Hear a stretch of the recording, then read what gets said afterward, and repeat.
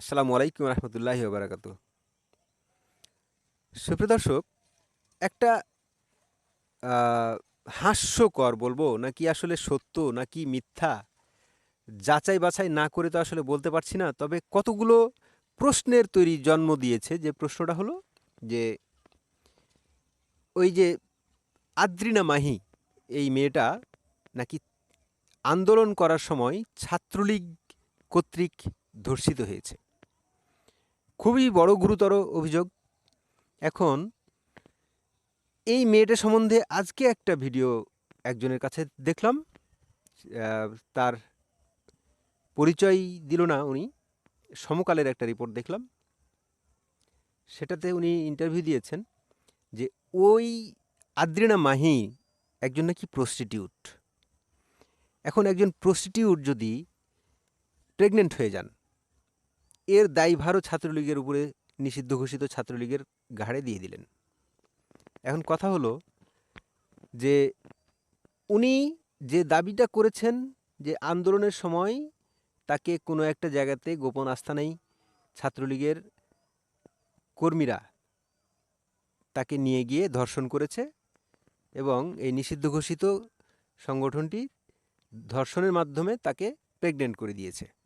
And pregnant হয়ে গেছে, তারপরে এত মাস পরে উনি এসে সংবাদ সম্মেলন করলেন এক্কেবারে প্রকাশ্যে। আচ্ছা, ওনার সাহস আছে, করতেই পারে প্রকাশ্যে, বিচার চাইতেই পারে। আমরাও চাই এটা সঠিক তদন্ত করে এটার বিচার হোক।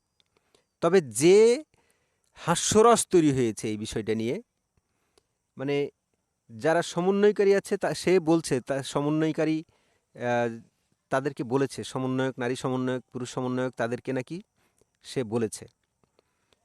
তো সমন্বয়কদেরই কথা যে তাকে মেডিকেল রিপোর্ট আনতে বলা হয়েছে, তাকে পুলিশের সহায়তা নিতে বলা হয়েছে, আইনের আশ্রয় নিতে বলা হয়েছে, তারপরে তারা বিষয়টি দেখতেও চেয়েছে। আমি সমন্বয়কদের এখানে কোনো ভুল দেখি না। কথাবার্তার মধ্যে যথেষ্ট তাদের অন্তত সমন্বয়কদের অনেক জায়গায় অনেক সমালোচনা থাকলেও একটা জায়গায় আমি প্রত্যেকটা সমন্বয়কের কথাই বুঝতে পারলাম যে তাকে সঠিক পরামর্শটি দিয়েছেন।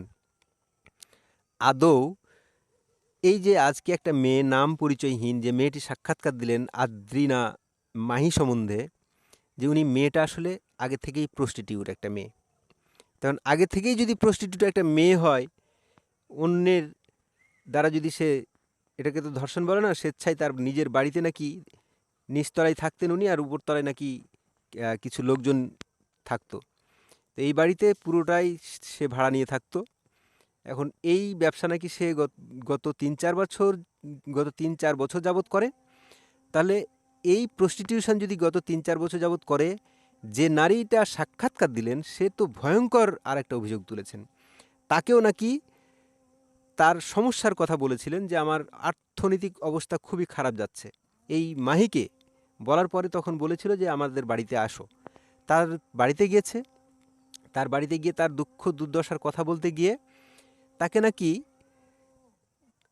নেশা জাতীয় কোনো কিছু খাবার খাওয়াই দিয়েছে খাবারের মধ্যে, এবং ঘুমিয়ে গেছে। ঘুমিয়ে যাওয়ার পরে তাকেও ধর্ষণ করা হয়েছে, এবং সে এই কথাটা এসে গণমাধ্যমে বললেন।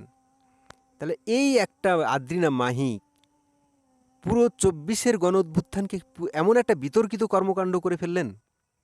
ছি, কেমন একটা আমি আইনশৃঙ্খলা রক্ষাকারী বাহিনীকে বলবো, আসলে তো আইনশৃঙ্খলা বাহিনী বলতে এখন আছে কি নেই আমরা তো বুঝতেই পারি না। তবুও বলছি, আইনশৃঙ্খলা বাহিনীকে বলবো বা আইনের যারা কর্তা ব্যক্তি আছেন বলবো, এই আদ্রিনা মাহির আসল ঘটনাটাকে আপনারা উন্মোচিত করবেন। অনুগ্রহ করে উন্মোচিত করে আপনারা আমাদের জনসম্মুখে নিয়ে আসবেন। নাহলে এই ধর্ষণের মতো একটা ঘটনা এত দুধভাত হয়ে গেল। এত তো দুধভাত নয়, এত তো ইজি ছিল না যে বিষয়গুলো।